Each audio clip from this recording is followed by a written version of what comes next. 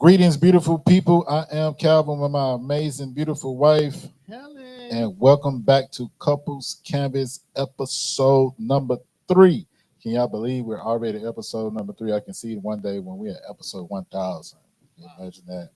1,000 with many, many more years to be married. Shout out to our marriage, February 20th. February 8th will be 20 years. Y'all messed that up, but February 8th will be 20 amazing years. And hopefully we'll be at a lot of more episodes by then that have blessed you. But anyways, bless you, bless you, bless you, and welcome to episode 3. Episode 2 was absolutely awesome. Episode 3, we're going to be talking about purpose partners. Purpose partners with dreaming together, building together, and thriving together. In other words, aligning vision and purpose in marriage. Amen. You know, we're visionaries. I sound like Seth Rollins right now. Shout out to WWE. I am the visionary. And if y'all would like to be financial partners of this podcast, WWE, we would love to be affiliates. Let's talk some numbers. Come on. Shout out to WWE. I love how my wife put that plug in there. Purpose partners, y'all. This is going to be a really good episode.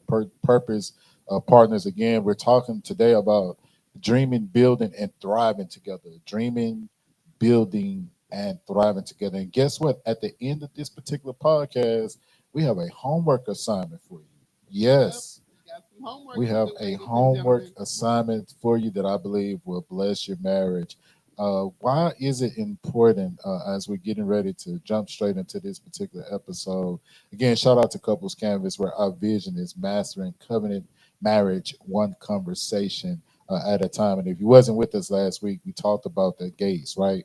Guarding the gates, boundary gates, spiritual gates, the ear, the eye gate, right? The spiritual gate, physical gate, health gate, all of these different gates that can, affect your marriage in a healthy and unhealthy way. And it's so important that you guard those gates. So shout out to episode 2. You can go back next week by hitting that like button, that share button, and subscribing to Couples Canvas. Absolutely. And you can check out the previous episodes. But And if again, I can throw in something regarding last week because it was so good to me guarding the gate.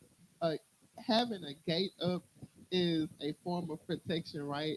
And protection sets the stage for purpose, which we're going to dive into that today. So I just want to throw that in there. she coming in hot. It sets the Absolutely. stage. Come on, it sets the stage for purpose. So real quick, two visions, right? Two visions. Write this down for those that are note takers. Two visions without unity becomes the vision. Two visions without vision becomes the vision. It creates competition in a It family. creates competition. A house divided Uh, against itself, it will fall. it will fall. Again, two visions that's not unified, two visions that's not connected, two visions that's not on the same page, two visions that's unequally yoked. I feel like a preacher right now. Two visions is so good to me. You know what I'm Cue saying? the organ. Two visions without unity will create division. If you don't hear nothing else on the podcast today, write that down. Why have my marriage felt like it's like unequally yoked? Or why have my marriage felt as if it's not growing, it's not going anywhere? You may have to ask yourself the question, have we ever sat and talked vision? Or did you just see this six pack? Or did you see his biceps and Oh his yeah, triceps and his chest and his beautiful smile? You saw the white I teeth and saw it. you saw the beautiful hair and you saw how beautiful she was built and her smile and etc. And you felt for the outside without asking anything of the heart, anything about the heart, anything concerning the heart. And so again, two visions that are not unified will create division, and that's how the enemy, again, his three jobs is to steal, kill, and destroy. And so it's so important that in your marriage, before you even step to the altar, in your dating phase, you already need, if you know for a fact, come on, because men should propose to women, and women should not be proposing to men. Let me say that Oh my. again. Men, you should be on your knees proposing to your wife, your future wife, your soon to be wife, your forever. And it should not be the opposite. Because if that's happening, let me let you know now, woman of God, that He's already showing weak character if he's allowing that to happen. And Emasculation. then we not You're doing the that. head. Come on, You wear the pants, and come we on, doing that. come on. And that right there, that's not God. So I don't know why God shifted me that Let way, that but man lead. please let him lead. Let him if he can't get on your knees, if he can't get on his knees and propose, and you once you but seriously, once you accept that proposal, you should already be talking vision. Where do you see us going in the next 5 years? Where do you see us at? Where do you think our finances will be? How is your finances? What does your finances look like? These are questions. Again, mastering covenant marriage, one conversation at a time. Why do you want to be with me? Did you see the car that I was driving and then you was hooked? Did you smell the perfume or Mm. cologne that was on Yeah. me and you was hooked? Yeah. But what is your vision? Where do you see yourself at? Where do you see yourself? Because if you don't see yourself nowhere, then surely you're not going to see us anywhere. Come on. So you think you're going to add to that? This is already good. This is You pretty much said it all, ladies. We have to release that control because it will help to sow into us both as spouses, as people of God, man, woman of God, to surrender our vision to God for Him to give that confirmation, clarity, and blessing. And yes, you can set goals and it may not actually line up for how you planned it, right? But you will have a guide to go off of. That way, if you get off track and when you realize you're off track, you have something to pivot back to, direction to pivot back to instead of just wandering aimlessly with no hope, no vision. So prayerfully, you do accept the proposal, the marriage proposal of a man of God who has vision or who recognizes he may need help, assistance with that vision, but he has some type of guidance, Holy Spirit guidance on where he is leading y'all with honoring and hearing the voice of God. Can I give a definition? Write this down. Vision is your guide, GUIDE, that only God can take you. Come on. To where God can only take you. Vision is your guide to where only God can take you, because we're going to talk about this in a little bit about Habakkuk chapter 2. But it's so important. I know we are counseling couples.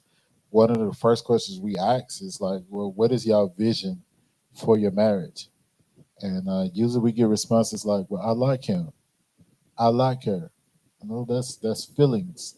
But what is your vision for your marriage? Like, what have y'all put together to grow the legacy for the last name that he carries? Come on. What legacy are y'all building together for the future to come? What legacy are y'all working on that's beyond you and him? Because if y'all have seeds and y'all eventually have kiddos, what are you establishing for the kiddos, for the kids, for your future? So it's all about legacy. And so, what happens when your marriage becomes a launch pad for purpose rather than tug of war? Well, writing the vision together, it creates spiritual alignment and it creates unity so that you won't be at a tug of war. Or if that tends to come up or happens to sneak its way in and you feel like you're at a tug of war, y'all can quickly get back on track. Like, okay, I know what this is.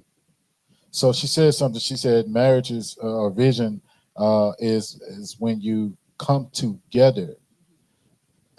Coming together means that you mean you have to sit together, right? Absolutely. Episode 2, we talked about marriage syndrome or roommate syndrome. Roommate syndrome. And if you have roommate syndrome, you're gonna struggle with vision.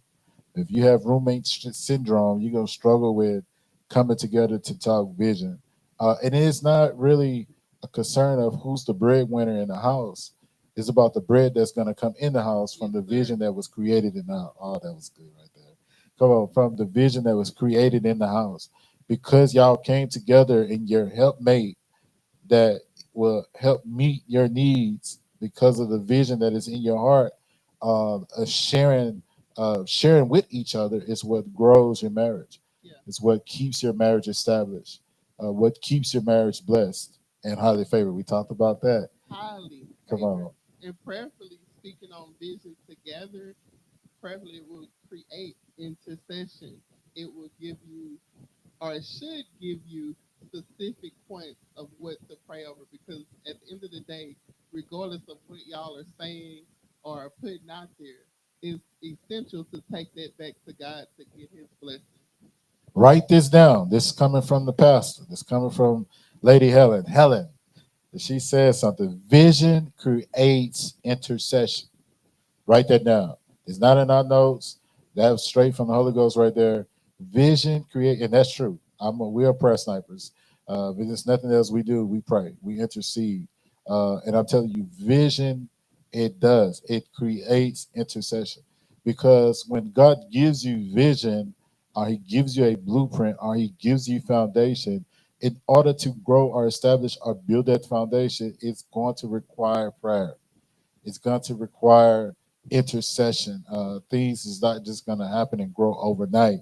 In some cases, some things happen supernaturally, but for the most part, it takes intercession.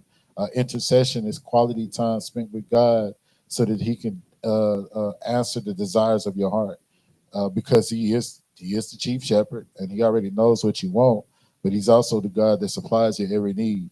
Well, how can I get Him to supply my every need if I never spend time with Him? And so you have to spend that quality time with Him so that you can spend quality time with him or with her. Come on, your spouse, your husband or your wife, so that when you are spending that quality time, God has spoken it to your marriage, has spoken it to your covenant because of the conversation that you've had with Him, so that you can have more quality conversation with her. This is so good. This is really good to me. Uh, Another point we want to talk about is exploring why many couples never clearly articulate their joint vision. Do you believe that when it comes to couples articulating vision, do you think intimidation is involved? I'm gonna talk about why I asked that question, but I want to hear from you. Sometimes it could be intimidation, self doubt, or just really not ready for that specific season, and they don't feel like they can conquer that mission or vision or goal with their spouse. There was a season in our lives, and Calvin and Helen lives, where my wife was the breadwinner, and when I say she was making bank, she was making bread. Bankrupt. She was making bank roll. I mean, making six figures. She was killing it. And the Lord spoke to me and said that she's supposed to walk away from her job, and I didn't understand that Me either. because I didn't have bankroll at that time, not like that. I wasn't making no money like that.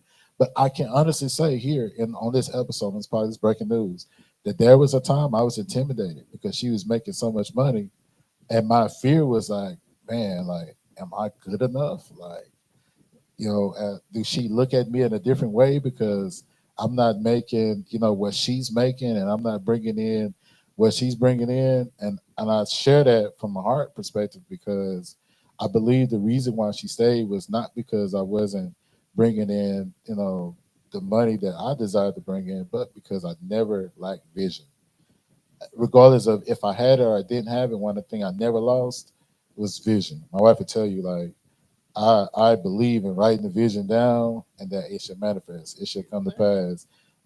It would get us out of where we're in, and we're in the building right now. It's only God. Nobody but God. And we're in a house right now. It's only God. Nobody but God. Even the banker couldn't believe it. That testimony we'll share on an episode that will help those couples that struggle maybe financially, which we're going to have many episodes that we're going to talk about finances, where we pray that couples that struggle financially to not give up on each other. There may be a season where your wife may be making more than you. Man of God, you still work the vision. You work the vision like Y'all you both make winning. it. Come on. You work the vision like you making what she making and some. And you don't even much let that intimidate you. You build off of it. That's why she's, there was a season where my wife literally was the helpmate and help me. Like she was helping us meet our needs and helping mate me at the same You are too funny. she was And I doing her just want to thing. clear this up before, you know. misunderstanding happened in the comments or through the viewership, I never intentionally or No, made him no, feel that way. That was a self thing. no. That That was was a self. self doubt That's why I thing. said it was me. And I didn't. I definitely internally did not feel that way because She did. if I She did, didn't treat me that way. I wouldn't have been able to stay within the marriage. And my husband, he has earned significantly as well. We just have gone through various seasons because we know that life be life and sometimes seasons change, seasons shift. So within the marriage is a blessing that you are doing it together because if you were doing it alone, then it probably would come off more of a hardship. So that's just that on that. Shout out to my amazing wife. I'm just saying she never made me feel, lower than or any of that. I personally, from man, we deal with pride at times. Like, man, I need a Mm, better job. I need to go make some more money. Like, like she killing the game. Like, what am I doing making only this? She never made me feel that way. But internally, I was like, man, I got to do something better. I don't want her to leave me because, I'm not making enough money to bring in to provide for my family. But, I never, though, seriously shifted from the vision, that God had, given us. We have vision boards, vision tablets that we have written in and discussed and prayed and cried over and wept over to where we're walking in it to this day because we didn't give up on the vision. And so we actually jumped into real testimonies about, vision that we shared that have cultivated our marriage without us even much looking at the notes like that. But we've shared a couple testimonies already. Like I said, like my wife was saying, that even when we was moving into our house. God had already given us vision from like numbers. He started showing us numbers, 911, and he started showing us, just what we getting ready the truck. It and was, not angel numbers. I don't even want to get into that confusion. I don't want that to be misunderstood. but just like supernaturally, like he started showing us things that we was getting ready to walk into. Like I had a red truck on the vision board. We prayed over that vision board. And said, my wife always knew that I wanted a truck. Like if I was in the military, shout out to the veterans. Even when I was in the military, they said, "Man, one day you're gonna be a truck driver." And I always wanted to be a truck driver. So shout out to the CDL truck drivers that drive on the road. Shout out to y'all. But that was one of the things I wanted to get when I got out of the military. But it happened because we put that vision on the board, wrote it down, made it plain, and it manifested. Same truck, same color, rims. Cannot make this stuff up. At a price that we could afford, and then struggle to keep it or to manage it, and was able to give it away. So I'm telling you, it's when you put vision together, God provides. Again, vision is a guide that only God can provide. That only God, can do for you. Vision is what give you access to intercession. Vision is what eliminates stress. Vision is what opens up doors that only God, can open up. But He can't open up doors if you don't spend time together. Right, absolutely.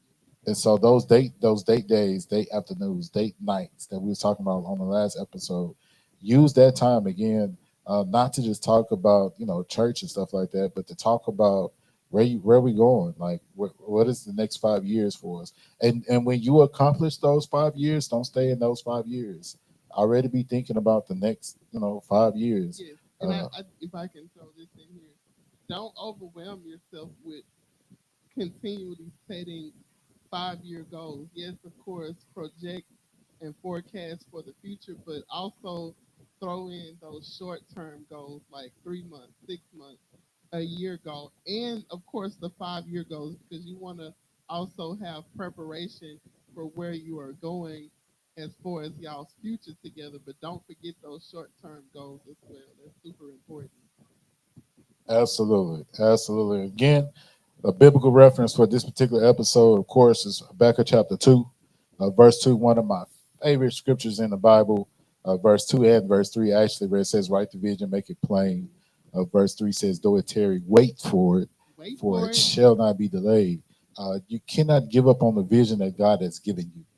Some things process faster than the other, but like my wife was saying, Some may need to work, 3 months increments. One bit at a What's a time. 3 month vision we have, and then can I see myself? Some people have never accomplished, vision, and so they struggle with seeing other people accomplishments because they're trying to do what they did. You may have to start, like my wife said, 3 months, 6 months, a year. You may have a weekly vision. Okay, in this week I want to save $10. Okay, or in this week I want to save $7. Well, they will let you know you probably need to put $1 up a day, right? And you find yourself, wow, I was able to save $7, right? Something simple. Okay, next week I want to save, another $7, another $7. Before you know it, at the end of the month, you got $28. I know this sounds funny.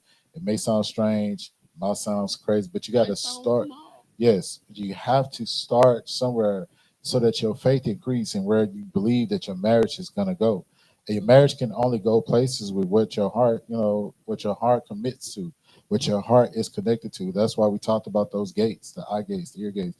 Being careful what you're listening to, what you're hearing, and who is around you, who you allow to speak into your marriage or over your marriage, that have struggled or don't even much have vision or can't even much spell vision, or it's all about division. And so you have to be absolutely careful. So you got to write the vision, and you got to make it plain. So what are some? So let's talk about some practical tools real quick, babe. Okay. If you and your spouse could build one impactful legacy project together, what would it be? So if something that we could build, I'm talking about impactful. Let's give an example of what that look like. A legacy project. I like that terminology too. A legacy project. Honestly, right now, I've been doing my due diligence with, and of course, sharing the information with you. I really would love to become our own bank. I am really trying to understand life insurance a little bit more. And while I'm understanding it, I've already invested into it so that our legacy can be taken care of financially, even beyond when I am no longer here.